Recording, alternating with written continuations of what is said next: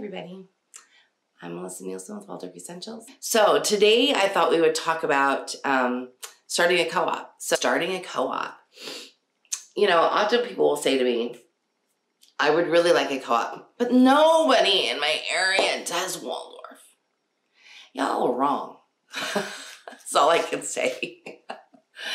They might not really know they do Waldorf, but if you've got homeschoolers in your area, chances are that you've got some homeschoolers that like march to the beat of a different drum. And I'm not talking about the unschooling drum. I'm just saying that they march to the beat of a different drum. So they are probably Waldorf homeschoolers. They might not, you know, they might not follow a Waldorf curriculum, but they might, maybe they're doing classical conversations, but they're doing it way differently than maybe the rest of their group, and they're not feeling right about bringing everything all at the same time or about pushing all these academics early. Chances are you've got somebody in your area. Why do I say that? Well, when we lived in a tiny Idaho town, I'll back up. When I first moved to Idaho, so I'll back up even more from that. When I started my first co-op, we lived in Utah. I lived in Utah with my ex-husband, my 3 older children, and knew we were homeschooling Waldorf and just really needed community. I was in the very beginning of my journey. I needed like mentorship. I needed other moms to rub elbows with that were on the same path. And so I hunted and hunted and I found a co-op. And it was a great fit for my heart, but they didn't have any openings. So we had gone to a couple of their events, and then the leader came to me and said, we just really don't have any room right now for an extra family. And I was like, that's not going to deter me. So I started my own. And what was beautiful about it is, and that was in Salt Lake City, Utah, very large city. I don't know how many millions of people are there in Salt Lake. Not a million. Not a million, but probably 800,000. 700,000? Maybe in the whole area. A lot. There were a lot of people there. Not a gigantic city like, say, San Diego, which is like the 8th largest city in the U.S., but a pretty big city. And at the time I thought, well, there's more people that want to be in your group, and you all can't support it, so I am definitely going to start my own. So I did. And what we had was a very beautiful relationship between the two groups. So between the two groups, we got together for some festivals. We got together for some mom events. We had a good time together. And so you can have two groups, and it doesn't have to be rival. It can just be that the moms that want to go to one, and the ones that want to come to the other, come to the other. And that's what we had. That's what we had. In fact, I remember the first co-op name, and it was called Hobbit's Hollow. And it was like forever ago. I was thinking Eleanor was just barely walking, and so that would have put Jacob around 3 and Harry around 5. And here's what I really remember from that, is that we had enough people from those two co-ops that we had Barbara Dewey come as from Waldorf Without Walls and teach us. And I remember that being such an eye-opening experience for me. And she and I still have a great relationship today. I remember really just soaking it all in. And that was because we had a group of moms that came together and really wanted to start a co-op. And so what I want to tell you is, if you feel like you are all alone in Iowa or all alone in Massachusetts or wherever it is that you live, in, you know, overseas, wherever it is that you are, there are others. If you've got homeschoolers, it's likely that there's somebody that's Waldorf. And even if they're not currently doing Waldorf, they've heard about Waldorf. You can't be a homeschooler for a really long time and not know about Waldorf, because we're kind of out there and we stick out like a sore thumb, and it really is, it just behooves you to go look. So where do you look? When I moved from Utah, where I had this great little bustling community, to Idaho, we moved to a tiny town in Idaho. And not the tiniest, because we lived in the tiniest town later, but the small town, 50,000 people, probably on a good day, in Idaho Falls. And I was there for a couple of weeks, and I thought, okay, I need some friends. I need some friends. At the time, Eleanor was over a year, but she was still nursing.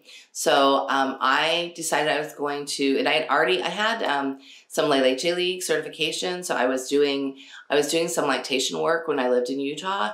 So I thought, well, I'm going to go check out Leche League because there's crunchy moms there. Always, always. So if you're a crunchy mom looking for other crunchy moms, go to Leche League, even if you don't have a nursling still. Go hang out and figure out if those women are women that you can talk to. And so that's where I went. I went that first night and I introduced myself and I talked about how I was a Waldorf homeschooler. And the co-leader for the Leche League group grabbed me afterwards and she said, we need to be friends because she had just signed up with Barbara Dewey for consults. And so that was so many years ago. Like I said, I think Harry was about 5 and he's going to be 22 this weekend. So it was a long time ago. And so we bonded, we hit it off. And she had 3 kids and I had 3 kids. And that was a big enough co-op for the first year. And the 2 of us just got together. In fact, we called ourselves, what did we call ourselves? It was 7 times something. I can't remember. It was, Seasons of 7 is what it was. Seasons of 7 was the first one. So we had a good time. It was just the 2 of us. We went to Rahima's conferences together. We, breastfed babies together. We weaned babies together. We were besties and just had a really good time with just us. And then we noticed that there were other people in our homeschool community that wanted to know what we were doing. Now, keep in mind, I had been kicked out of the Charlotte Mason group. Went to the Charlotte Mason group, and after about 3 meetings, they were like, we don't want to talk about Waldorf anymore. Y'all need to knock it off. So they kicked me out. Even though I was giving them really good, we were talking about, because they were talking about how they could get their kids to remember their things, remember the things so that they could do their writing and remember all of their summary work. And I would give tidbits like, well, if you let it go to sleep overnight, then it's a lot easier to recall the next day. So then I would come the next month and they would be, that was such a great idea. I tried it. They still kicked me out. So I needed a tribe. So we created a tribe in Idaho Falls. And when we left there were a lot of moms. When I left there, I left a lot of moms that some of them are still dear friends today. And like I said, we raised babies together, and we had a good time together. We met. Idaho Falls is cold, like Hoth cold for y'all Star Wars fans. It's cold, and so when we left or when we met, we would meet in the parks until we couldn't anymore. And then we would try to meet in church buildings or have different kinds of outings rather than a consistent meeting place where we had a lesson. So that was what our reality was then. We have grown leaps and bounds, or I have, in my knowledge and in finding out places to meet now. And so like I said, if you're interested in deeper training, I would grab our training this weekend and we'll talk about your specific issues. But then after Idaho Falls, I moved to Rexburg. And when we were in Rexburg, I don't think we had a tribe in Rexburg. I met with them. We weren't up there for very long. I met with those moms a bit more. Rexburg is a tinier town than Idaho Falls was. And we actually lived in a little tiny town called Sugar City.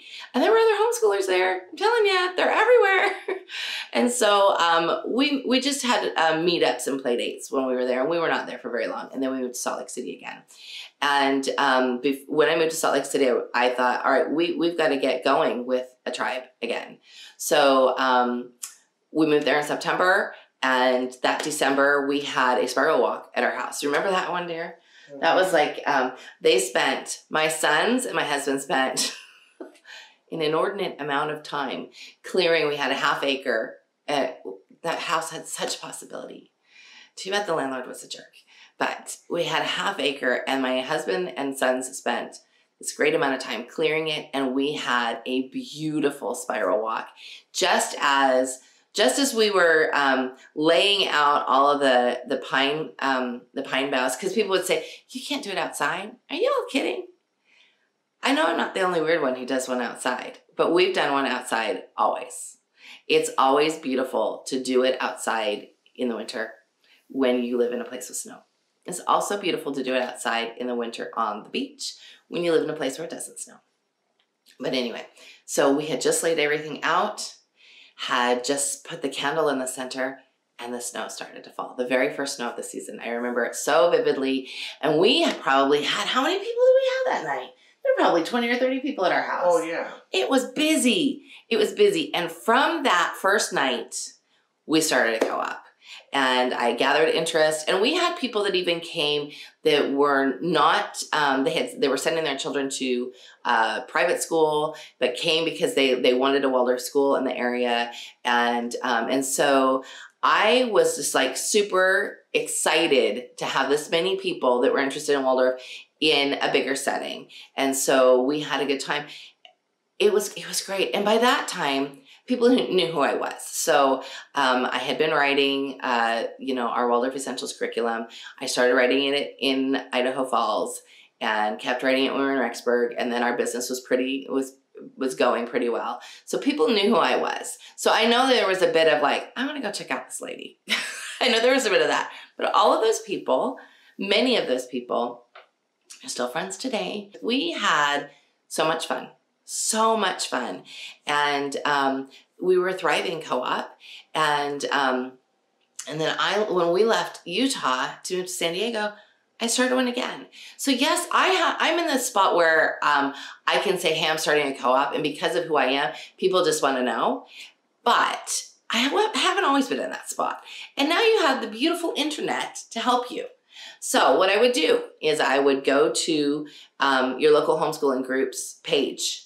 And most areas have a local homeschooling group. Homeschooling is growing by leaps and bounds. And I would be super surprised if you didn't have other homeschoolers within an hour of you, like super surprised.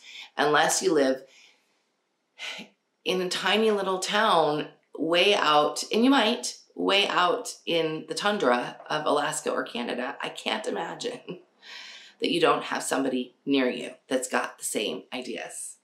So put it out there. That would be one place. Lele J League is one place.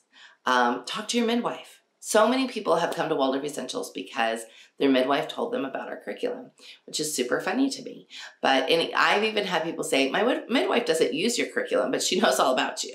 She watches your videos and she told me I need to come and check you out. So from there, you can grow.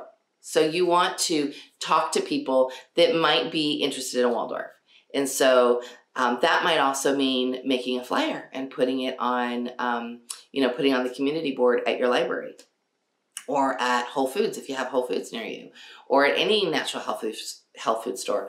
We have a food co-op down the street from us, and they have like a whole wall outside where you can put, places of interest, businesses of interest, and kind of things. So don't think that it's not there. What I generally see is moms that say, there's nobody here. You're not looking. You got to try. You really have to try. And then you got to visualize it. You have to see people coming to you. You have to see your end result. Visualize your end result and see what you want for your child. Get tighter on what it is that you're looking for. Are you just looking for a play date? Play dates are a great place to start. Our co-op that now has almost 20 families and about 40 children, excuse me, is thriving, and we started with play dates. We will be 4. Can you believe we're going to be 4? We're going to be 4 on my birthday. We'll be 4 years old. And that was born out of, we moved here and then I had a stroke. And so even though I wanted something right away, it just was not in the cards. God had other plans. And so it took me like getting to know people. And guess what? In the 8th largest city in the United States, you'd think we have more than 40 kids at our co-op. There are a lot of Waldorf homeschoolers here, but not a lot of people that are interested in community. And not a lot of people that are interested. California is fun. I love California, but we're a different breed of people often. People are so busy with their lives that often they don't want to come together for community, or they're trying to sort that whole piece out. So, you would think we would have a bigger co-op, but we're growing. We actually have a wait list that has about 15 people on it right now. And yeah, it's growing. And if we let everybody in, it would explode too much. So if you are interested in sort of how you grow, how you don't get overrun with too many age groups, or in the age groups, come to our training. We'll talk about that in depth, and we'll talk about sort of how we profile people, for lack of a better word. We sort of vet them out, make sure that they're a good fit. And some people might say, that's really exclusionary. Well, it kind of is, because when you're a Waldorf homeschooler, if we wanted Hot Pockets and Sprite moms, then we would not be particular. But we don't. So that's sort of a running joke when people say to me, what should I bring for co-op? I say, you can bring whatever you want for potluck, as long as it's not Hot Pockets and Sprite. Otherwise, we're good. So no, I would say come to our training and get more detailed information and ask questions. Does anybody have questions? Because I'm about to wrap up. Nope. Everybody's good there? Yeah. All right. So if you're interested in starting a co-op, check out our training. And if you're in a co-op, all I can say to you is love your leaders. Because even if you don't think they're doing a great job, they have a gigantic burden of making sure that everybody is happy and everybody gets their stuff done and everybody shows up for circle or lesson or whatever it is that you have. They have a gigantic burden.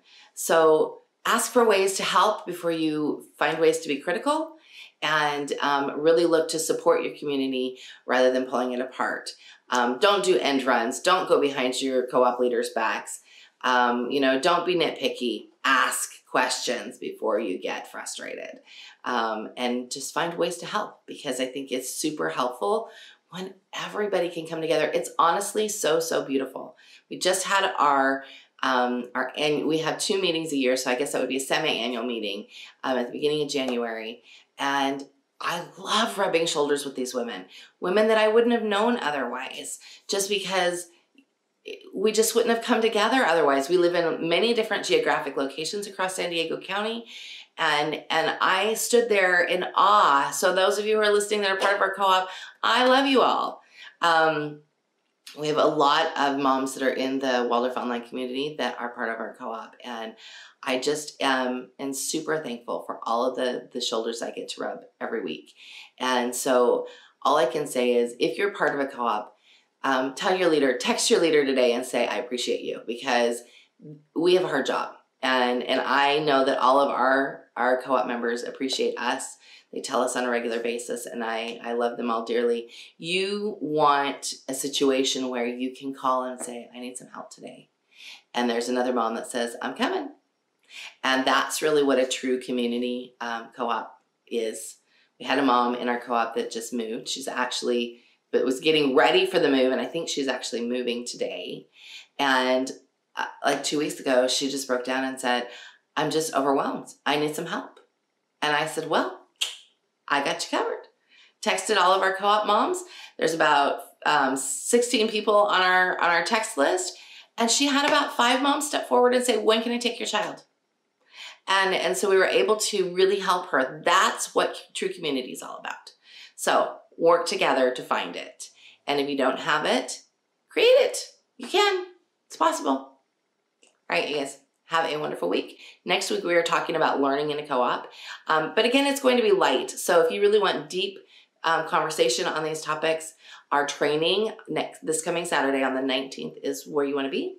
And yeah, so you want to hop over there. So it's waldorfessentials.com/co-op. So co-op. So you can find it in our profile on Instagram, and Eric put it in the notes over on Facebook. So I hope you guys have a wonderful week. See y'all later.